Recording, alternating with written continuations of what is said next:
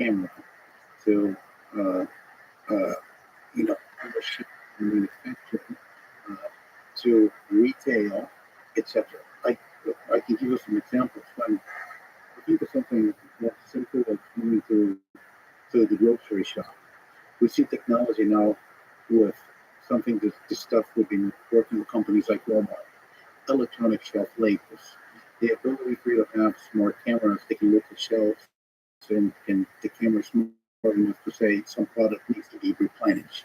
The ability to see instructions. So it's about really providing processor connectivity, artificial intelligence to everything. And I think that's one of the largest addressable markets we have for technology because you can't really define it. Right, exactly. It's a nice market because it keeps growing potentially exponentially in speed. Um, what about coverage? So, how are we doing in the everything part? So, there's, like I mentioned, sub 6 gigahertz 5G and there's millimeter wave 5. So, not all 5Gs need the same. There's a speed, there's a depth thing, and then there's coverage. How many people get to enjoy 30, 50 years you think it looks like in coverage? Great topic of conversation. So let's talk about this. When I meet with regulators across the globe, I tell them resistance is futile. Yeah. Allocate every spectrum to wireless. Every spectrum needs to be allocated to wireless. The reality is when we start moving from CDMA to OFDM, we knew that there's this industry has done a lot to get more bits per hertz. But the reality is uh, the massive amount of improvements that is required in capacity and in speed, you need more spectrum. There's not so much we can rely on more bits per hertz. You just need more spectrum.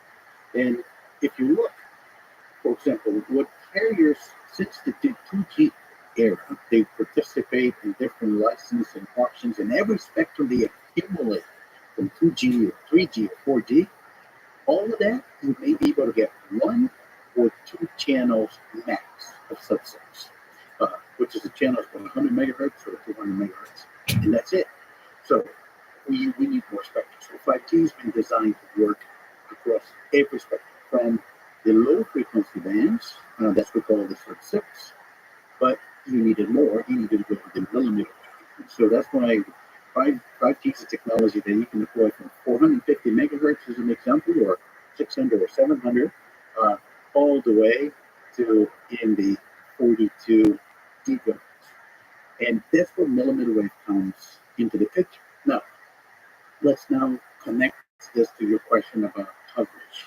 Uh, but the easiest thing to do is to deploy 5G in the new spectrum you can get, which is in the sub-6, you see bands being auctioned across the globe in the 3.5 gigahertz. It's not special about the band because it's the only one that was available because everything else being used for 4G. And you can deploy on that going to existing cell towers and just put a new equipment without having to build new towers. But when you build technologies such as millimeter wave, then you have to build more dense networks. You need to build more stations because a deployment in that case looked like a Wi-Fi deployment, almost like Wi-Fi access points. When you need to build more stations, you need permits. You need to build fiber, so it takes more time to densify.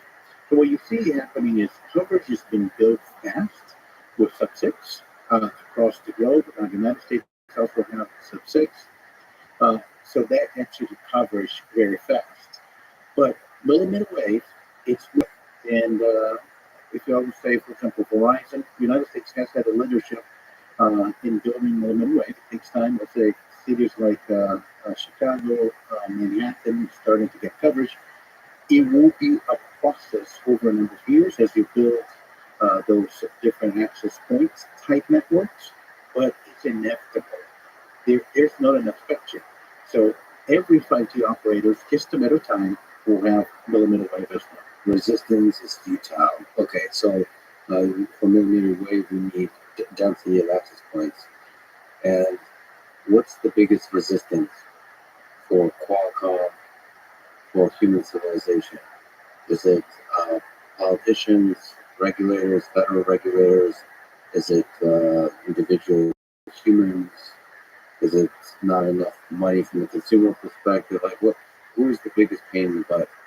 From a quantum standpoint, but answering the question about what it takes to build all this technology. I think regulators across the board understood the importance of 5G. I have not met a regulator that said it's really important to be late on 5G. I don't think anybody wants to be late on 5G. And as a result, we've seen enormous amount of progress in getting spectrum allocated to 5G. I think the real issue is the time that it takes to build infrastructure. Investment in 5G infrastructure, especially mobile wave, it's like building roads and ports. It's critical infrastructure. And those things take time. Like one of the number one obstacle you're going to hear from operators is site. Sometimes they have to negotiate municipality by municipality about permits to get new cell sites. But the networks will be densified, and you're going to need all of the capacity for the promise of the fully immersive augmented reality that will replace phones and everything being connected 100% of the time. This would not be a conversation with the CEO if I didn't ask questions that make you nervous. Some people raise concerns about there not being enough studies about the effects of 5G on the human body. Is 5G safe? Look, I have a very simple answer to this question. As we build new capabilities such as 5G, power is going down, especially when you think about reducing the number of base stations, the network's becoming more dense. So if you do that, the power becomes lower. If you have power radiated from the phone and from the tower, as you get closer to the tower, you don't need that much power to reach the tower. So as we move from 4G to 5G, I think we see a reduction in the amount of power that's required to close the radio line.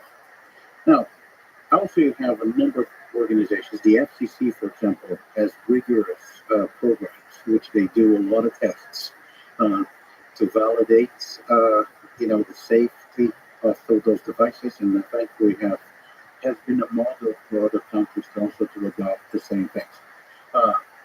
Cellular has been around for a number of decades now. I think smartphones are most beloved device today, and I would argue how it's difficult to answer those questions but I would argue that the data to date that we've seen in 3G and 4G, has shown that a lot of the initial concerns were not valid. We look at 5G, even though it's new, it's just less power. So we look at it from a physics standpoint. So from a physics, from a biology perspective, there's a lot of evidence, there's studies that show that it's not dangerous, that it is in fact safe. However, the concern that people have is when you scale technology exponentially, how would that change human civilization? I mean, that doesn't apply to 5G, that applies to every technology.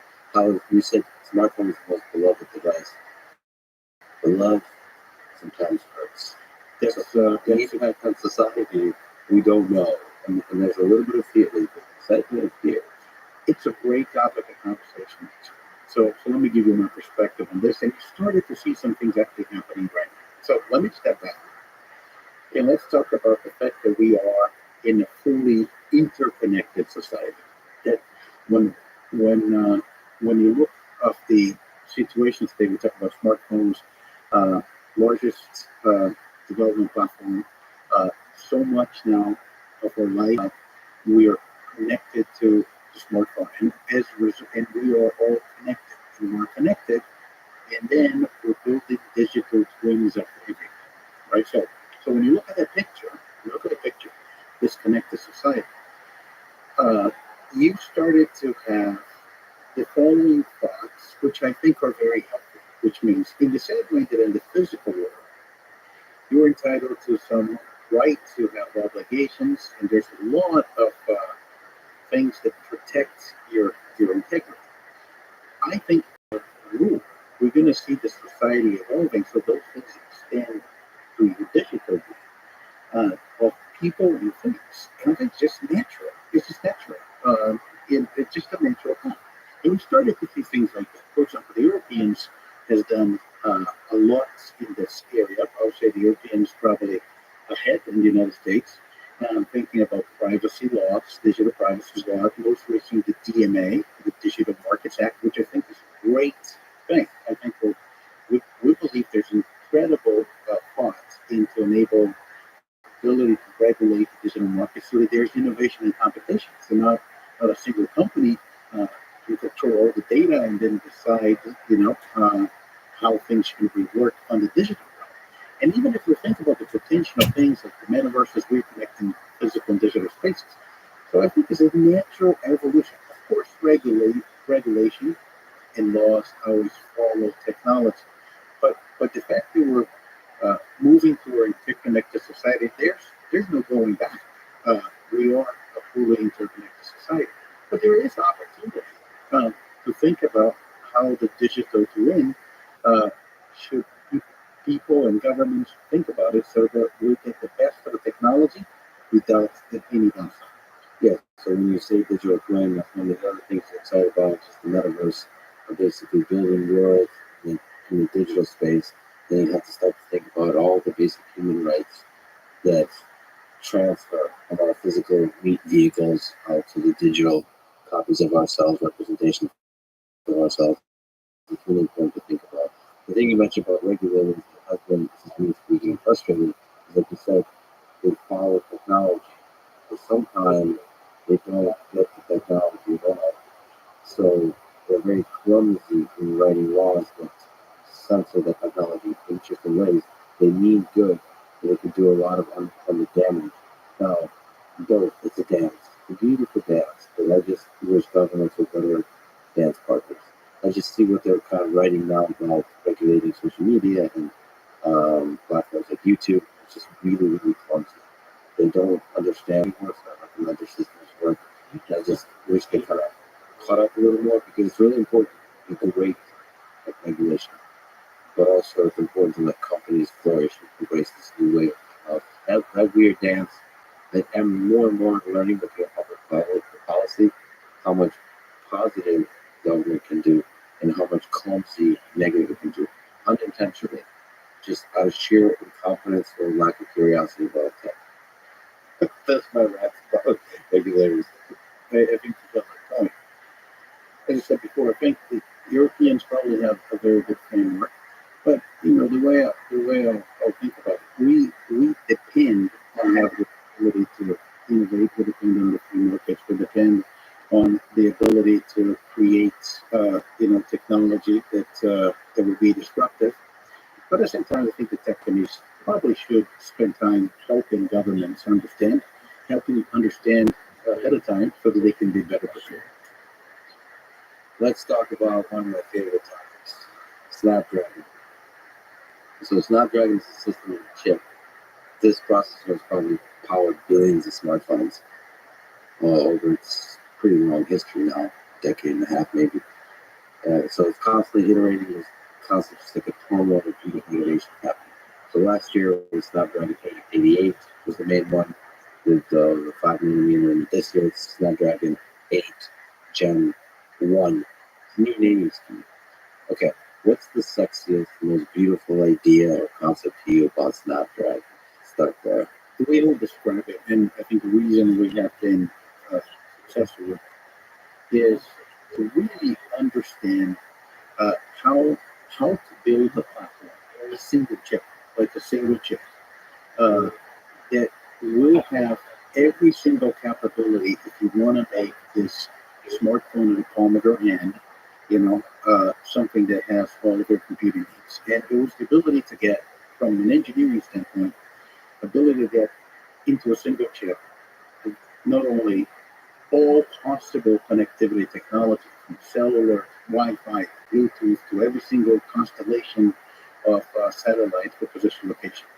But at the same time, a very power efficient, single-threaded, multi-threaded CPU, a GPU for your all of your graphic demands, gaming, fastest growing segment for gaming is mobile gaming, an artificial intelligence processor, which we call the neural processor unit, and then a video engine. Uh, a multimedia engine for every single application, audio, everything. So it's a single chip that has every single computing technology you need in the phone. And what's exciting about it is what we already knew. For example, when you think about camera or computer vision, you see that the advancements in the technology now happens in the smartphone first versus traditional camera. So the beauty about the Snapdragon is we always have this thing within Qualcomm. The phone is small. You have to be able to hold it. You're going to touch your face, so you cannot be hot. You have to manage thermals. You expect to have a full day of battery life. But then you wanted to not be sending data into 10 or 100 megabits. You want gigabits. You wanted to be able to have 8 core processors. You want to have a GPU with ray tracing. You want to have all the things that you can only get into sometimes a desktop PC. And to do all of that in your phone and be able to be in the leadership position generation after generation is an incredible thing. Now we're very proud of it. Yeah, so you have to do the Wi-Fi, 5G, all of the, You have to be good at everything. all the technology, pack it all in, and there's also pressure to make it think faster and faster and faster, and then there's more and more applications you're supposed to be effortlessly using, and then you mentioned the NPU, GPU, CPU, they have to also dance together somehow. They have to communicate well, share memory or not, depending on what the application is. And the battery has to last all day. So think about that. From a company like Qualcomm, we have to be good in each and every one of those technologies. We can't just say, oh, we're a CPU company, or a GPU company, or we're an AI company. We have to do everything. What does it take to design a great processor? So design this system on a chip that you mentioned. Is there some insight you can provide in this chaos of engineers, designers, leaders, uh, you know, the people that think about how much this is all going to cost, all the whole mess of it? I'm, of course, very partial about it. I've been in this company for probably more than 26 years. But I'll argue that there are a couple of things that are ingredients for success. So we talk about the fact that we have all those different technologies, they evolve at their own pace, and you have to be good in each one of them, and you need them to make them working together. So you need to have an engineering organization that's a, with an incredible collaboration culture, because everybody has to be working. The train is going to leave the station. Every part needs to be there, right? When it leaves the station, it needs to leave on time. Especially in the phone business, you can change Christmas. You cannot change Black Friday. You cannot change all the selling seasons. So the phones are going to launch on time, and every technology needs to be there. The engineering needs to work as one. And we do have that at Qualcomm. The other thing, you have to have incredible discipline because those are very complex systems. So in one way, you have to design with quality because in many cases, we're going to be ramping production, and even before we have the silicon back, and you have to rely on the simulation course, and you have to rely on the fact that you're designed for commercial applications. That takes a while to build, and it's probably been the history of us semiconductor business at Qualcomm. So you mean like the framework of how many people can use simulation software and all that kind of stuff to build the thing with a hard deadline that you might not even get back from the manufacturer before. And You're not allowed to have any mistakes. no wonder our name is quality communications. Oh, I never even thought about the qual part. Quality. The quality. And there's a bar that's high, and you're not allowed to mess up. I mean, to me, as an engineer, that's exciting. Hard deadlines, no room for mistakes. I love it. Super stressful, but I love it. So there's a couple of other small companies um, called Google and Apple. So Google's not using its own chip for the Pixel 6. Apple using it as its own. How does Qualcomm outcompete Google and Apple? How does it beat them? We don't have to outcompete Google. Actually, if you look at our mobile strategy today, and the one thing that was very clear when I became CEO, I think there's a lot of confusion in the market. Our mobile strategy is very clear. We focus of making Snapdragon synonymous with premium Android experience. That's what Snapdragon is. Android, Yeah. all with the people. Yes.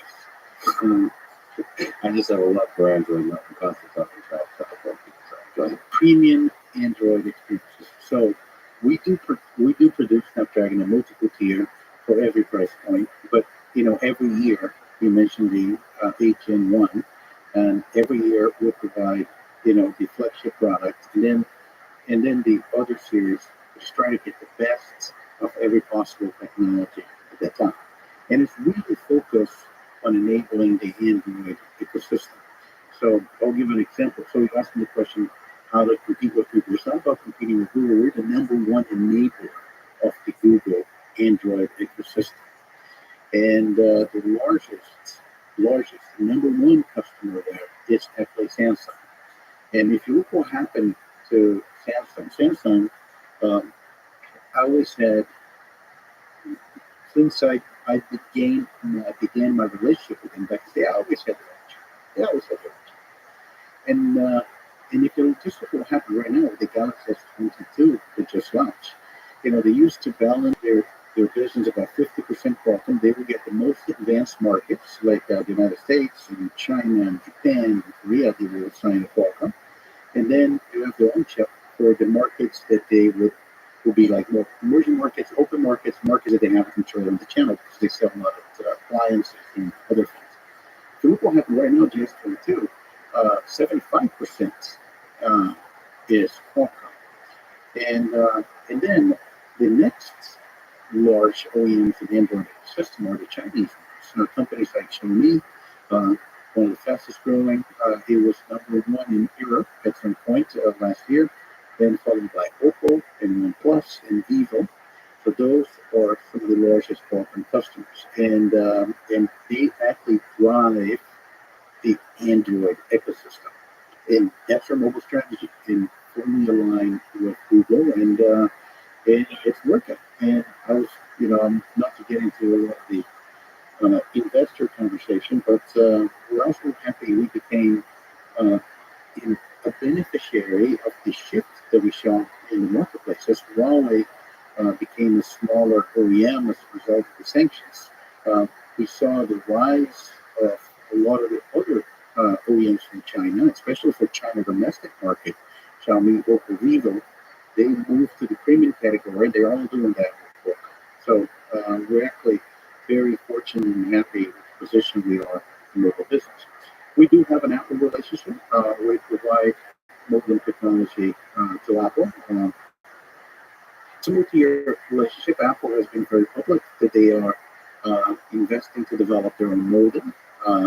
But the Qualcomm strategy has been clear. We really focus on Snapdragon. Not our mobile strategy is not defined by providing a cellular modem to Apple. Mobile strategy, this that we just talked about, is about the unique thing of Snapdragon that has every single technology integrated into a single SoC, and Provide the premium experience. and that's what we're doing, and focusing on the Android ecosystem.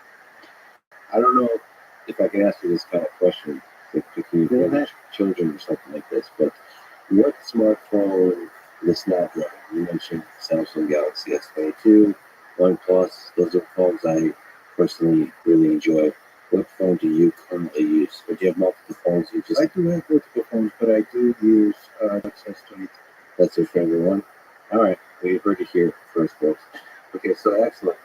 Can Qualcomm also, let's take a brief step away from mobile and let's take on Intel and Apple and other such companies in the laptop and desktop space. So the nature of where a computer is seems to be changing. It's like smartphones like merging. It's all being a smartphone just with a bigger screen or something like this. So what is the future of that? Before I answer that question, let me just step back a little bit because, and I'm sure we can talk more about those things. But the reality is Qualcomm is changing a lot, and I know we spend a lot of time talking about 5G and smartphone and Snapdragon, and I think that has been what has defined Qualcomm for many years. But the reality is, even consistent with that 5G conversation, which is the technology to connect everything, Qualcomm is also changing. Our technology, there was many and we said it at the beginning, connectivity and processing is going to virtually every industry. And as a result, Qualcomm is really changing with it and expanding to a number of different addressable markets. Some of those markets is the PC, as you talk about it, the conversions of mobile and PC. And the reason I'm excited about this because you see a lot of things happening that bring this right front and center when you think about the future technology. So what we learned with the pandemic is that the number one use case of personal computers is communications. Uh, it is interesting when you think about that. That's the number one use case on a PC today is communications. It's actually funny because in the cellular industry, actually, I'll say, let me stop back. In the telecom industry, we've been chasing this killer application of video telephony for decades, right? I remember back then in the wireline, even before the internet and IP, ISDN, we remember those AT&T desk phones with a little screen. And you said, you can do video telephony. We don't watch that in Back to the Future 2. Then when we started developing 3G, said people said, what's the application for having data to cell phone? All video telephony. Then we started doing 4G. And in the beginning, people said, well, why do you need all this broadband? How video telephony?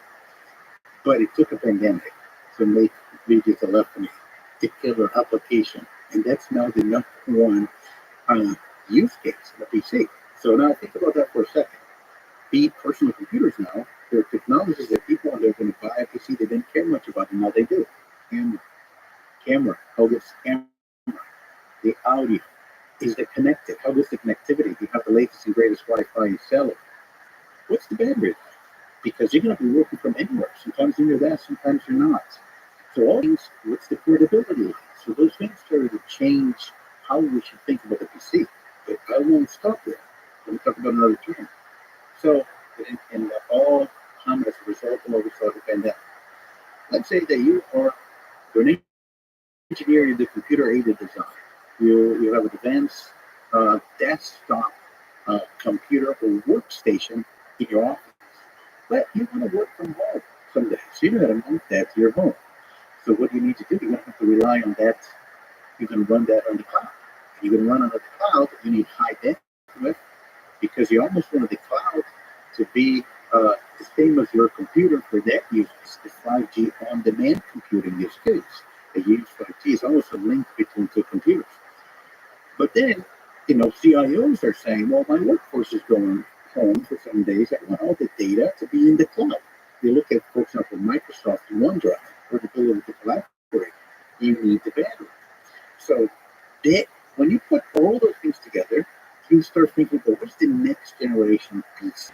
And that's the opportunity for. I'll just give an example. Back in Mobile Campus recently, Lenovo, they have a line of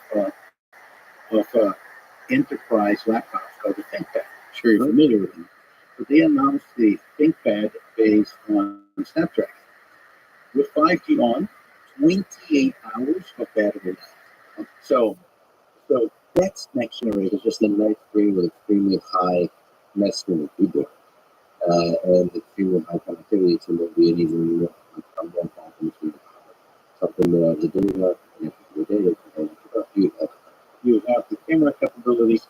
Let me go one step more. Microsoft talking about some of the features they're doing now using on Windows 11 using Snapdragon. Remember, we talked about Snapdragon has an AI processor inside of that. So one of the cool features Microsoft talking about it is you can be on a Teams call and you can make sure your eyes are looking at the camera 100% of the time. Well, that's an interesting that they can be talking about. Yes, that's really tricky to pull off. For example, the reason I'm a huge stickler for doing these in person, this is really tough to get right, but it's a worthy challenge. So that's what the metaverse comes to.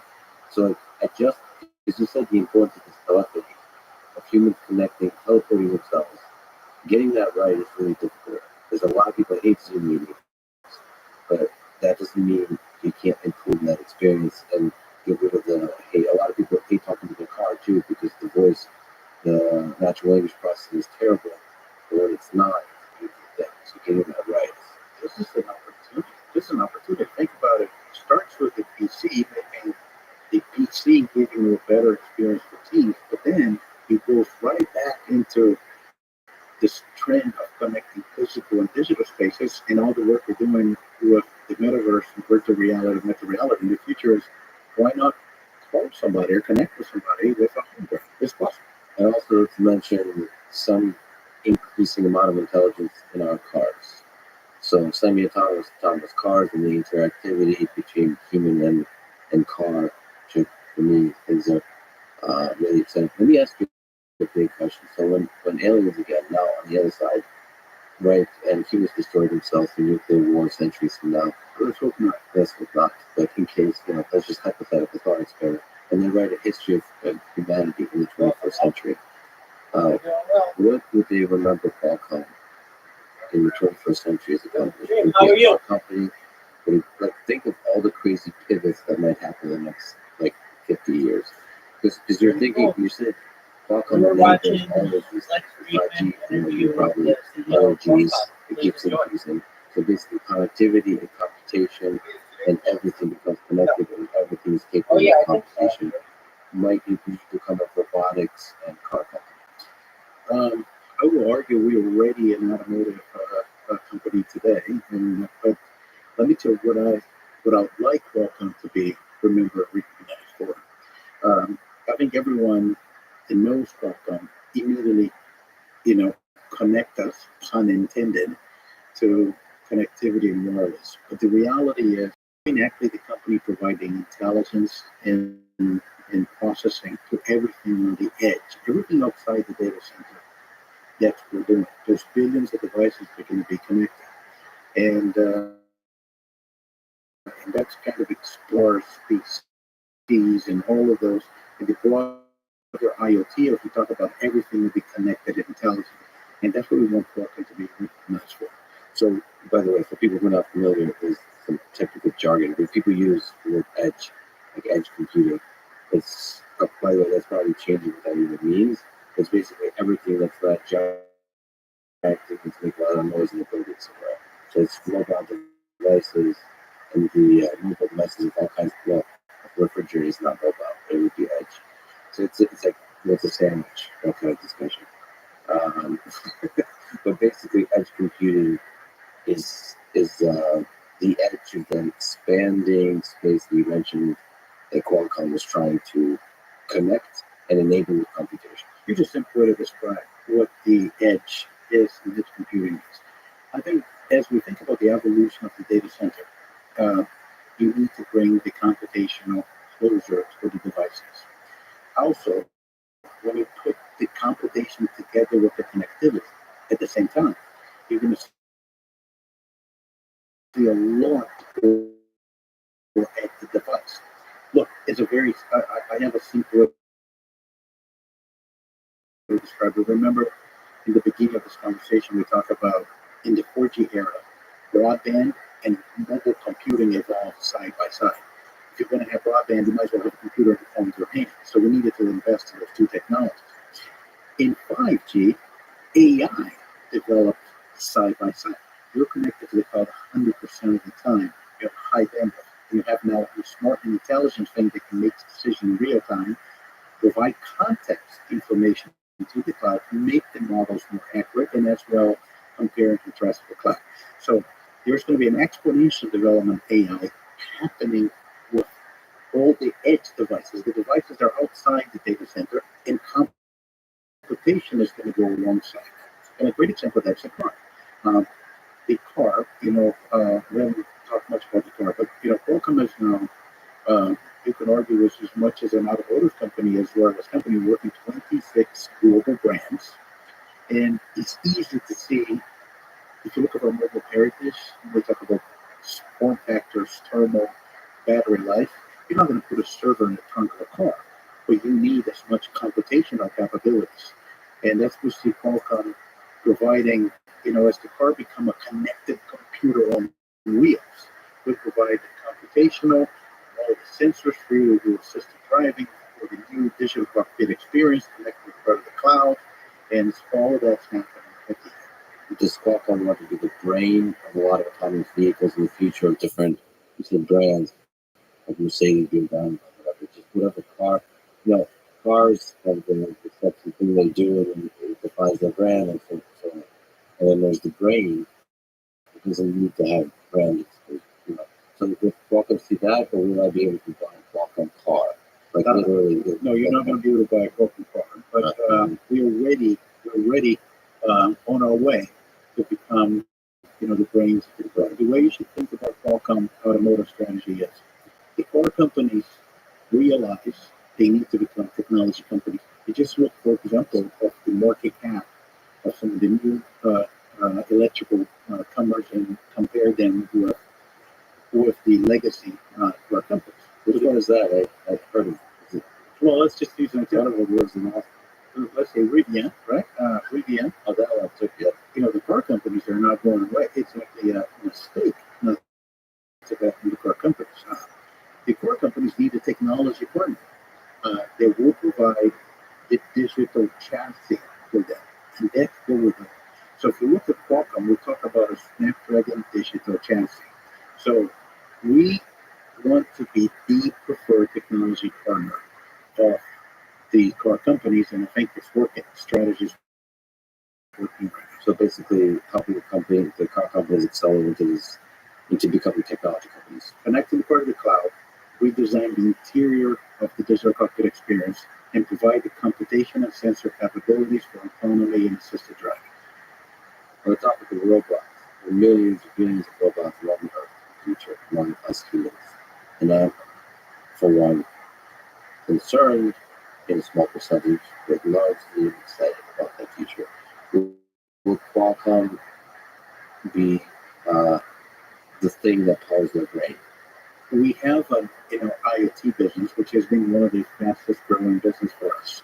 A number of robotics engagement. So I'll give you some examples. If you look up the Amazon Astro, you familiar with that? There's two Snapdragon in there. There is? This is really exciting. You're supposed to ship it to me. Where is it? Okay, well, that's really cool. I didn't know it's Snapdragon. Yeah, we're working with robotics in industrial, of course, drones. We're getting more and more traction for robotics. Sorry to interrupt. Industrial robotics too. Industrial, especially when you think about what's going to happen with the factory of the future, the industrial side of the future, the warehouse of the future, when you bring 5G, for example, to it, and you have a number of different use cases, and then you see a lot of robotics applications, and of course drones. The most famous, I would consider that a robot. The most famous robot in the world right now is powered by which is the Mars Ingenuity helicopter. They pull that helicopter, the cameras and everything is powered by Snapdragon.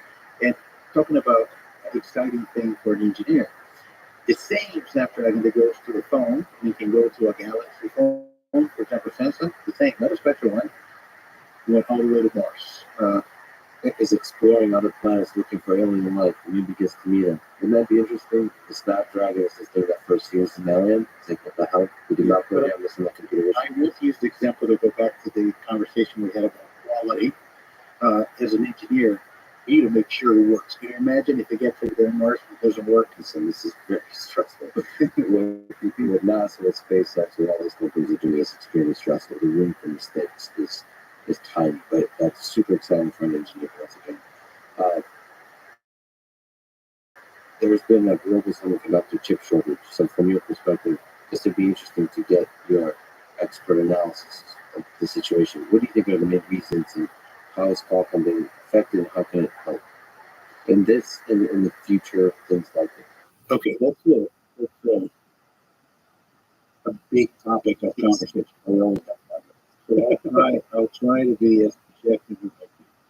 So first, let's talk about what, and you hear a lot of different things. So I'm trying to put it differently in the context. The first thing that caused it really is the acceleration of digital transformation of pretty much everything in every as such, the amount of semiconductors that are required is much larger. Just to give you a practical example, if you think about the automotive as an example, the cars that are if there's cars that are launched, new model launching today. The new model launching today most likely has 10x the amount of chips of the prior model. And the amount of these people working on this coming in next, probably 10x that one. So you see the amount of silicon and then billions of things become smart, more and more data goes to the cloud, the data center grows. So the floor for semiconductor consumption went up by a lot. These are the things that aggravated this. The pandemic aggravated this. There's a couple of trends from the pandemic. The enterprise transformation of the home became an enterprise, massive amounts of upgrades on broadband and IoT. The office has changed to the way we work now, including the ability to support collaboration tools and video. Then you have the higher demand for products, new phones, new tablets, new computers, uh, new gaming. So all of those things came on top of that as that aggravated the issue. But they're not the main issue. The main issue is it's actually a long-term growth of digital. So what I'm hearing you say is the pandemic was not the cause; it was an aggravation. Is not a So, is there a way we can support as a human civilization in terms of manufacture, in terms of supply, the kind of growth that you're talking about in devices and so on? Is there high-level ideas you can say of what that's going to require there? Yes, and I think that's the second part of the answer. So what's happening now? How are we going to get out of this? So we see a lot of capacity investments put into place by the industry. We had invested a lot of our suppliers. A lot of the suppliers had made plans about, you know, increasing the capacity. The industry is planning to double its total semiconductor manufacturing capacity within the next 5 years, for example. So that's already happening. And then you see things which are actually good. They're good. The initiatives such as the United States CHIPS Act and now the European CHIPS Act. The United States CHIPS Act is about $52 billion, Europe 43. The goal combined is to get at least 50% of the consumption with manufacturing installed within the US European geography. And that's also very good. That's yet another incentive for more manufacturing capacity to be built and to be built with a geographic distributed way, which that's how you plan supply chain. So those I think are good things. So if anything we learned through the crisis is that semiconductor is important. Semiconductor companies are important, and we need to invest in semiconductors. Returning to the grilling of the CEO with the 5 questions. This is almost for my own education of the space. You mentioned regulators. Qualcomm paid out and received payment of billions of dollars in settlement for 5. There seems to be a lot of huge lawsuits in this space. How do you explain that? Does this get in the way of innovation, or does it promote it? I would be crazy if I said in addition of what we do in semiconductors, our processors and our modems, the sensor platform, we also have a licensing business, which has been part of the company since the beginning. As the largest inventors of the essential technology in 2G, CDMA, 3G, 4G, and 5G, and Qualcomm contribute that to the standards. So we always have this model that rather than invent the technology and be the only one producing the products, we license so everyone can produce it. And as such, we receive intellectual property for these standard essential patents. As part of our past dispute with Apple, that's behind us now. Right. They're my customers. And as part of that, I think the licensing model got tested in every geography. And we we succeeded in every single geography to validate the pro-competitiveness of this model. I think the fair, reasonable, non-discriminatory aspect of this model. And I would argue that besides the most successful licensing business to date in the industry, probably the one that's been battle tested and that's most stable because there's not a single jurisdiction that we have not had to validate that model. So it's part of a past, and what it creates is probably create a lot of stability in our licensing business. But having said that, the growth of the company is in the semiconductor space. And the semiconductor, the licensing is you come up with a pretty good idea, you have a bunch of smart people coming up with cool ideas, and then once you come up with an idea, you sell that idea to others to get to use it. That's essentially what a license. The license revenue we have is for the what we call the SCP, Standard Essential Patents, that are part of the 2G, 3G, 4G, and 5G standards. So if you want to build anything with 5G, essential technology is part of the standard. And it's like a different model, or a lot different model. The semiconductor is a design, you inject a bunch of fascinating ideas, and you put the Snapdragon, and then there's, because it's a fabulous company, you have somebody build the chip, and then it goes into a phone with the branding, all that kind of stuff. And that's less kind of players into that style. Less. We sell the products in the semiconductor. We don't license semiconductor technology. We build products and we sell products. This is your first year as a CEO. Not 1 year. Not 1 year yet. Let's hope it'll be in June. It'll be 1 year. Okay. This is a company that's involved with a lot of fascinating technologies, and it's touching the lives of billions of people. A lot of complicated stuff. Like you said, licensing technologies. You have to collaborate with manufacturers. You have to then work with however many you said companies and all these clients and so on. And you have to, with tech companies, Apple and so on. What's that like? What lessons did you learn about leadership, and maybe about yourself as a human being in this first almost a year, soon to be a year as a CEO of this incredible, this complex, this large company? No, that's a really good question. Let me answer in reverse. First thing that I learned, and I think it's probably common across CEOs, especially in our industry, is it would be great if I had more time. I think there's, especially because we're growing so many areas and there's so many things to learn, so many relationships to build, time to spend with a number of different technologies, but I kind of redirections all at the same time. And so it did got busier. And part of this is because I'm spending a lot of time understanding the new industries we're going in and building relationships. Second thing, which is a lot to do with how I think about things and a little bit of my personality. At the end of the day, business partnerships really done by people. And I think the importance of having trusted relationships for the long term is extremely important. And I've been dedicated to do that as CEO. We're not a company that plays for the short term. We don't. And when we build new partnerships, we expect that to be for decades. And so I spend time doing that, and I think it's important for Qualcomm. The other part of your question is we do have a lot of opportunities in all different areas where we like, and I've been fortunate enough to become CEO at a time. I'm not about merger of physical and digital spaces. We talk about the transformation automobile.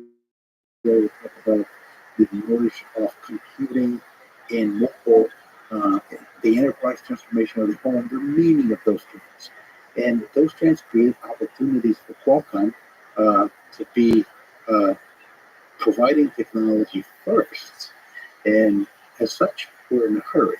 So I'm in a little bit of a hurry because I think the opportunity is incredible for technology, but having fun and enjoying the job. Is that burden because of so much what you said is partnerships and almost like friendships, connections with other human beings. Me as an introvert that has a lot of social anxiety, that seems extremely stressful. So is there that burden on your shoulders? You have to wake up every day, and we, and then convince them and make partnerships with them, talk with them, describe to them the future, sell them an idea, make yourself grow because you don't know what the future is going to be like. You have to project both confidence and humility, all those kinds of things. Is that exhausting?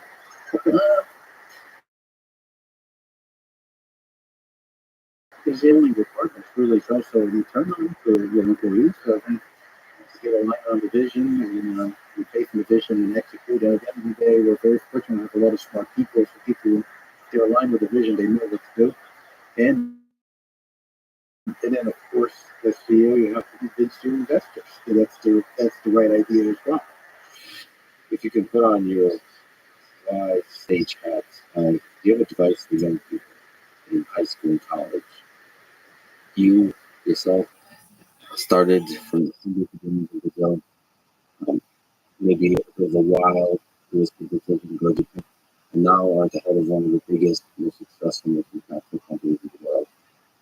Given that story, can you give advice to young people today that how they can have a career, position life, you can I think the first thing, and of course, all those answers are going to relate to my own experience, right? The first thing is it always works for me to have a plan, even if the plan is just what I'm going to do in the next 2 years. But what do I want to do? Where do I want to go? And I think it's important for people, especially young people, is to really have a dream and go pursue it. And that dream is not go back to bed to sleep. It's really what do you want to accomplish, and then what's going to take to do that. And believe in yourself. Like I said, I joined Vulcan as an engineer. And I didn't have any plans when I joined to be CEO, but I do want as an engineer what do I want to do, where I'm going to contribute, what I want to work on, and then keep evolving from that point in time. The other thing is, this is an advice, it's more of like career advice that I got early in my career was extremely helpful for me, and I would give that advice to everyone that is interested. Uh, Spend time understanding what are the things you're good at, and what are the things you're not. Like, what is the real border between your area of competence and your area of incompetence? And once you see that, you know exactly what you have to work on, and you can say, if that's where I want to go next, this is the game I'm to do it. And it's faster when you can identify yourself before other people tell you, and it leads to automatically the next step. Surround yourself with people that are the things you're not. So you have to be radically honest about the things that you're not good at, but given what you're passionate about, you need to get good at, or you would like to get good at, and surround yourself with those people. How often did the plans you make actually work out? You said it's important to make plans. You didn't say anything about it's important to execute on those plans. More than 50%. Try to keep it about 50. What was the whole? Why did you end up in Japan? I've been fortunate enough to work in cellular and wireless my entire career. So I always liked communications. When I went to engineering school, my dad was an engineer, but he worked with a utility company. He wanted me to graduate into traditional electrical engineering, like energy generation, distribution. Um, but I like electronics communications, so I ended up doing both. And I always liked communication. I was fascinated by wireless communication. So my first job out of college, I started working for a Japanese company down in Brazil, and it was NEC. And within about a year in, they transferred me to Tokyo, asked me to go to the headquarters, and it was the first time I left Brazil. And A little bit different from Brazil. very different. Is in the other side of the planet, and that's how it started. You said your father's an electrical engineer. Do you think what you're doing now makes your father proud? I think he's very proud. I think, especially, you know, he tells me that, I'm still the same person who never changed. And Does he give you advice? Does he criticize what you're doing? yeah, So you my mom does too give me advice today. I'm very fortunate. But, uh, but he's, he's proud, also proud because they're very good Brazilians. They have, achieved a position as CEO of a company the size of Qualcomm. And I do know that also I carry a burden. I especially for the Latino community to be an inspiration for them and make sure I set a good example. So not just your mom and dad, but the culture, the people that were originally your home. Do you, life is finite. Do you think about your own mortality? Look, I'm a devout Christian, and so I'm a big believer that this is just a transition.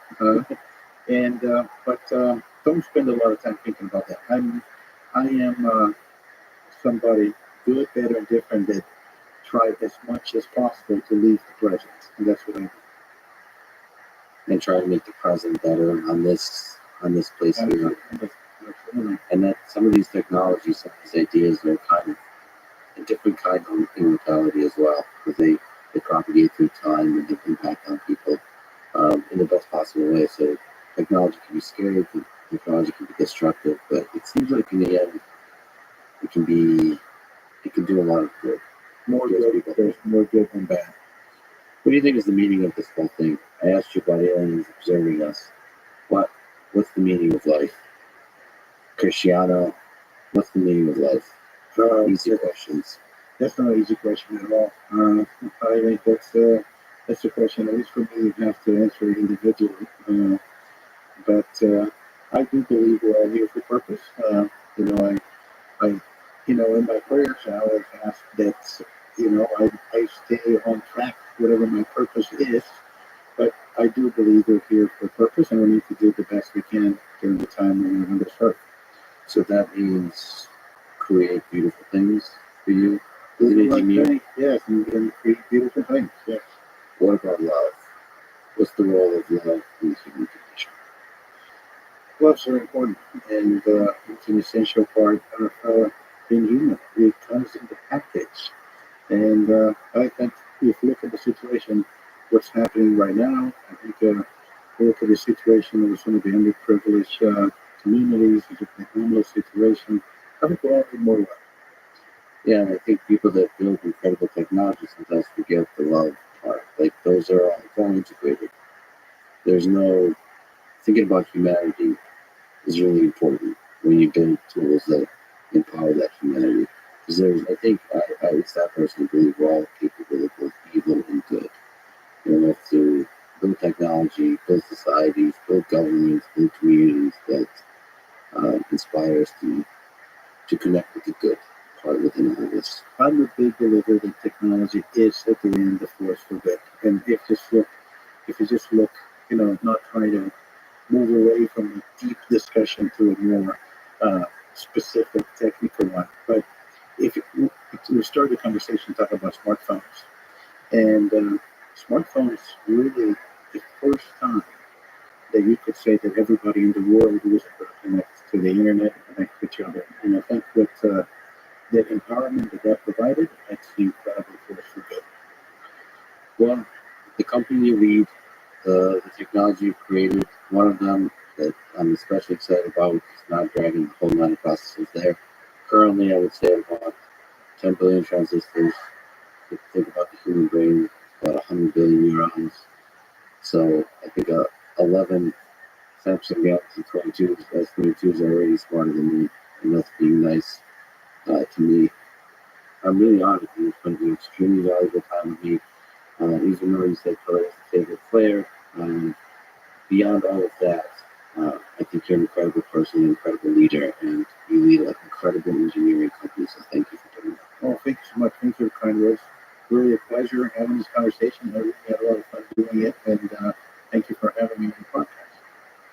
Thanks for listening to this conversation with Cristiano Amar.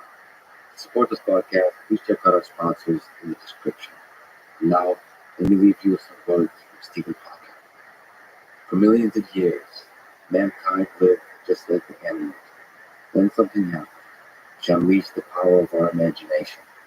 We learned to talk, and we learned to listen. Speech has allowed the communication of ideas, enabling human beings to work together to build the impossible. Mankind's greatest achievements have come about talking, and its greatest failures are not talking. It doesn't have to be like this. Our greatest hopes could become reality in the future. With the technology at our disposal, the possibilities are unbounded. What we need to do is make sure we keep talking. Thank you for listening. I hope to see you next time.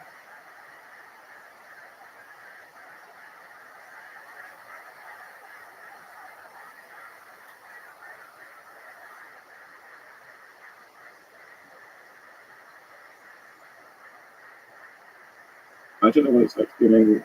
I would like to know. Two alien civilizations coexist on our planet. What's that look like? Exactly. When you see them, when they see you, you're assuming they have vision, they have the ability to construct in 3D and in time.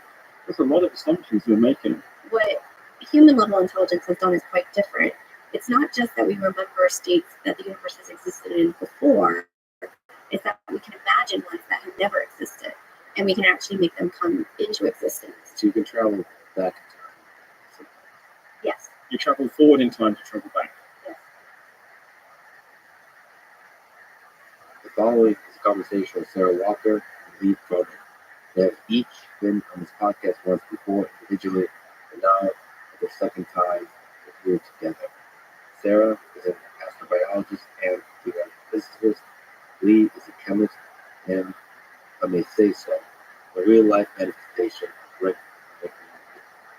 They both are interested in how life originates and develops, both life here on Earth and alien life, including intelligent alien civilization out there in the cosmos.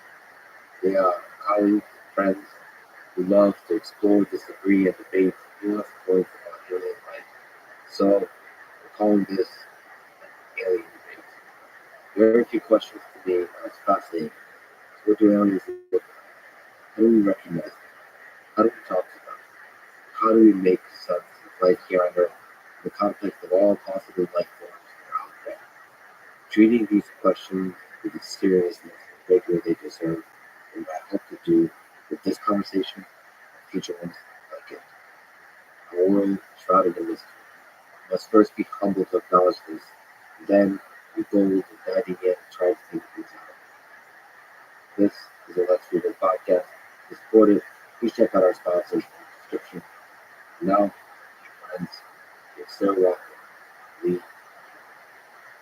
First of all, welcome back, Sarah. Welcome back. You guys, I'm a huge fan of yours and incredible people. Just say thank you to Sarah for wearing really awesome boots. I'll probably overlook a picture later on, but why the hell didn't you dress up, Lee? No. This is me dressed up. You were saying that you're pink. Like your thing is pink. My thing is black and white. The simplicity of it. What is the pink? When did the pink? When did it hit you? The pink. I became pink about, I don't know, actually, maybe 2017. Did you know me? Are you when you first? Yeah. So about 2017, I think, I just decided I was bored and I needed to make a escape. And red was too bright, so I went pink, salmon pink. Well, I think you were always pink. You just found yourself. There's an amazing photo of him where there's like everybody in their black gown and he's just wearing pink pants. I was like black at the university. It's totally nice. 100-year anniversary, they got me to give the plenary and they didn't find an outfit for me, so they were wearing these silly hats and these gowns and there was me dressed up in pink, looking like a complete pink. We're definitely going to have a picture of the full screen, slow motion. All right, let's talk about aliens. We'll find places we disagree and places we agree. Life, intelligence, consciousness, universe, all of that. Let's start with a tweet from Neil deGrasse Tyson stating his skepticism about aliens wanting to visit Earth. Quote, how egocentric of us to think that space aliens, who have mastered interstellar travel across the galaxy, would give, pardon the French, we give a shit about humans on Earth. So let me ask you, do aliens care about visiting Earth, observing, communicating with us? Let's take a perspective of aliens and Sarah first. Are we interested in the whole spectrum of life in the universe? I'm completely biased, at least as far as I think right now we're the most interesting thing in the universe. So I would expect, based on the intrinsic curiosity and how much I think that's deeply related to the physics of what we are, that other intelligent aliens would want to seek out examples of the phenomena they are to understand themselves better. And I think that's kind of a natural thing to want to do. And I don't think there's any kind of judgment on it being a lesser being or not. It's like saying you have nothing to learn by talking to a baby. You have lots to learn, probably more than you can talking to somebody. Yeah, so I think I absolutely would. So whatever the phenomenon is, then human will be included in the same kind of phenomenon with human species. I think there's got to be some features about the universe. And I think the ones that are most interesting, and I hope I live in an interesting universe, are the ones that are driven by our curiosity and the fact that our intelligence allows us to do things that the universe would be able to do without things like us existing. We're going to define a lot of terms. One of them is interesting. Yes. That's very interesting. Thank you. Holly, what do you think? Are humans interesting? Well, let's think from our perspective. We want to go find aliens in the species more desperately. So it's pretty sure on the thought, of course we're interesting. But I'm wondering, I'm assuming that we're at the right technological capability to search for aliens, then that's interesting. So what I mean is, if there needs to be a massive leap in technology that we don't have, how will aliens prioritize coming to Earth and other places? But I do think that they would come and find us because they want to find out about culture, what things are universal. What about, I mean, I'm a chemist, so I say, where's the chemistry universal? Are the creatures that we're going to find making all this commotion, are they made of the same stuff? What does their science look like? Like all of you? I guess so I think that Neil deGrasse Tyson is being slightly pessimistic and maybe trying to play the tune that the universe is vast and it's not worth them coming here. I don't think that, but I just worry that maybe we don't have the ability to talk to them, we don't have the universal translator, we don't have the right physics. But sure, they should come. We are interested. I want to know if they exist. It would make it easier if they just came. So again, I'm going to use your tweets like it's Shakespeare. So Sarah tweeted, thinking about aliens, thinking about aliens. So how much do you think aliens are thinking about aliens? They said we humans long to visit. Like we're longing to connect with aliens. Why is that? Can you expect that? Is that an obvious thing that we should be? Like, what are we hoping to understand by meeting aliens? Exactly. It's asking as an introvert. It's like I ask myself this all the time. Why go out on Friday night to meet people? What are you hoping to find? Curiosity. So when I saw Sarah put that tweet, I think I answered it actually as well, which was we are thinking about trying to make contact. So they almost certainly are. It's certainly are. But maybe there's a number of classes. There are those aliens that have not yet made contact with other aliens, like us. Those aliens that make contact with just one other alien, maybe it's time to climax and slime, right? And aliens that have made contact with not just one set of intelligent species, but several. That must be amazing, actually. Literally, there is some place in the universe, there must be one alien civilization, not only contact with not one, but two other intelligent civilizations. So they must be thinking of it. There must be entire degree courses on aliens thinking about aliens and cultural, universal cultural laws. Do you think they will survive meeting? And by the way, we did respond saying that's all the universe wants. So Sarah said, thinking about aliens. We said that's all the universe wants. And then Sarah responded, cheeky universe. The cheeky is a cheeky version of the word interesting, which we'll try to define mathematically. This is humor in that too. Yeah. I think there's a mathematical definition to it. We'll talk about that. you're a graduate student alien looking at multiple alien civilizations, do you think they survive the encounters? I think there's a tendency to anthropomorphize a lot of discussions about alien life, which is a really big challenge. So, usually when I'm trying to think about these problems, I don't try to think about us as humans, but us as an example of phenomena that exists in the universe that we have yet to explain. And it doesn't seem to be the case that if I think about the features I would argue are most universal about that phenomena, that there's any reason to think that a first encounter with another lineage or example of life would be antagonistic. As a Yeah, and I think there's this kind of assumption. I mean, going back to Neil deGrasse Tyson quote, I mean, it kind of bothers me because there's I mean, I'm a physicist. I know we have a lot of egos about how much we can describe the world, but that there's this, like, because we understand fundamental physics so well, we understand alien life, and we can kind of extrapolate, and it just means that we don't. And the quest there is really, really to understand something totally new about the universe and that thing which has happened to us. I agree. This big Neil was just big, he's just trying to stir the pot. I would say from a contingency point of view, I want to know how many ways does the universe build structures, build memories, right? And then I want to know if those memories can interact with each other. And you do have to different origins of life and origins of intelligence and everything to come from. Surely you want to go and talk to them and figure out what commonalities you share. And it might be that we're just unable to conceive of what they're going to look like. They're just going to be completely different, infrastructure.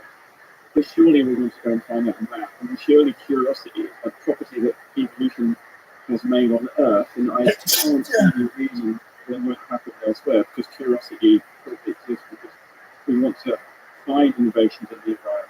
We want to use that information to help our technology. And also curiosity is like planning for the future. Are they going to fight us? Are we going to be able to trade with them?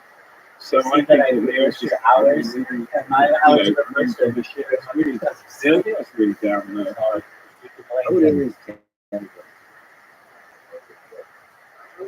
So let's put the other way around. So maybe we could think of it odd, right? We look at Instagram, Twitter, all these people taking selfies. I mean, this universe is the ultimate state of consciousness, thinking beings that take photographs and show other thinking beings looking at each other's photos. I think that they would be. I did not say there's anything wrong with it. Consciousness Manifested its gift. Yeah. Selfies. Yeah, like the music. Do you think that curiosity is really the driving force for why we have our technology, right? If we weren't curious, we wouldn't got out of the cave. So I think that Neil's got it completely wrong. Of course, they want to come here. It doesn't mean they are coming here. We've seen evidence for that. I just hope you cut that out, right? But I think that I desperately, I know that Sarah does too, but I won't speak for you here. I desperately want to have missions to work in the solar system right now. I want to map life over the solar system, and then I want to understand how we can find life as quickly as possible at the nearest stars, and also at the same time doing labs to compensate. So sure. Yeah, I just one more point on this. If you think about kind of what's driven the most features of our own evolution as a species, you could and try to map that to alien species. I always think optimism is what's going to get us through this. And so I think a lot of people always think that it's war and conflict is going to be the way that alien species will expand out into the cosmos. But if you just look at how we're doing it and how we talk about it, it's always our future space is always, built from narratives of optimism.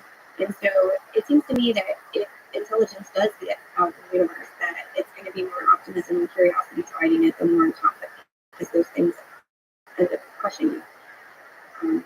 So there might be some selective filter. Of course, this is meeting an optimist have full person, but is it obvious that curiosity, not obvious, but what do you think is curiosity a more powerful force in the universe than violence, the will to power? So, because you said you created curiosity as a way to also plan a type of real violence, which is training with curiosity.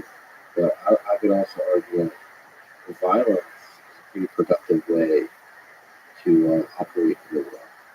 Which is like, that's one way to protect yourself, because defense is all I'm not if I think violence. This is where violence. I would, yeah, but maybe I would just call it violence. I call it erasure.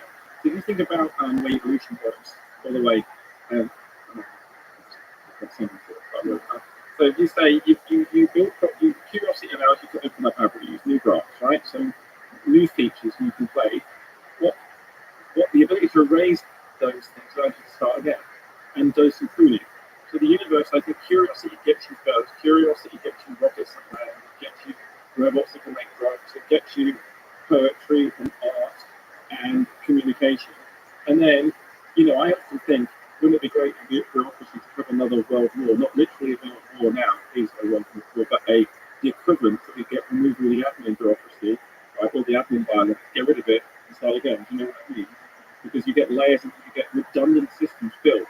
So actually, a reset, so that's what we call it violence, a reset in some aspects of our culture and our technology allows us to then build more important things without how many cookies do I have to click on? How many extra clicks do I have in the future of my life I can move, and a bit of a reset would allow us to start again. And maybe that's how I suppose our counteraliens will be. Maybe they will fight and say, oh, everyone's excited by you, we thought we just get rid of you. So they might want to reset Earth. Yeah, why not? Like, let's see how the evolution runs again. It seems like there's nothing new happening. They observe it for a while. This is just not really efficient. I like how you equated violence to resetting cookies. I suppose that's a kind of violence. And this is this modern world where words and violence, resetting cookies. This is what I hope for. Yeah. Poetic, really. Okay, so let's talk about life. What is life? What is non-life? What is the line between life and not life? Maybe an input to ideas of the subject. Like, how do we start to try to define life? And for people listening to Sarah, identifies as a physicist, and Lee identifies as a chemist. That's the maybe two different. So what is life? I love asking that question because it's so absurdly good. I know, I love it. It's my absolute favorite question. So I think I have three ways of describing it right now. And I like to say all three of them because people actually have different aspects of them. And so the whole idea of what me and I are trying to work on is not to try to define life, but to try to find a more fundamental theory that explains what the phenomenon we call life. And then it just explains different attributes. And you end up having a really different framing of the way people usually talk. So the way I talk about it three different ways. Life is how information structures matter, space and time. Life is, I don't know, this one's for you actually, simple machines constructing more complex machines. And the other one is the physics of existence, so to speak, which is life is the mechanism the universe has to explore the space of that's my favorite. Yeah, Okay, can you say the physics one again? The Physics of existence. Yeah, the physics of existence. I don't know what to call it. Like if you think of all the things that could exist, only certain things do exist. And I think life is basically the universe's mechanism of bringing things into physically existing. What's another one? So we were debating this the other day. So if you think about a universe that has nothing in it, that's kind of hard to conceive of, right? Because this is where physicists really go wrong. The universe has nothing in it, they can't. And you think Non-existence is yeah. And then you think of the universe with everything in it. It's just everything. But the fact we have discrete stuff in the universe beyond say time, right? The boring stuff. What I would define life would say that life is where there are architectures, any architectures, and we stop fixating on what is building the architecture to start with. And the fact that the universe is things, and it was completely mind-blowing. If you think about it, in fact, there's any object at all, and because for me, the object is a proxy for the machine that built it, some information being moved around, actuation, sensing, building resource, and building these objects. For me, everyone's been talking about the machine, but I'm like, if you look at the machine, let's see the object. You know, and I thinking like assembly theory, I realised maybe a few months ago that assembly theory actually does account for this sort of likeness and monadology to solves and things. But when you thought, and then there's a lineage of those objects, so I think what's fascinating is that you pretty much reality, but the direct in life and non-life is brewing enough memories to actuate. So what happens, there are contingencies, there are things that happen in you that get trapped with memories then have a causal effect on the future. And then when you get those concentrated in a machine, you're actually able in real time able to integrate with the past, present, with the future, and do stuff. That's when you are most alive. You the machine. Yes. Wait a minute. Why is the object? One of the ways to define life, as I said, the simple machine is creating complex machines. So there's a million questions there. So how the hell does a simple machine create a complex machine? Reputation. So this is what we were talking about at the beginning. The minimum replicator, so molecule. This is what I was trying to convince Sarah to get there years ago. You have a molecule that can copy itself, but then there has to be some variability, otherwise it's not going to get functional. So you need to add bits on. You have a minimum molecule that can copy itself, but then it can add bits on, and that can be copied as well. And those add-ons can give you a different function. They require more stuff to exist. So existence is weird, but the fact that there is existence is why there is life. And that's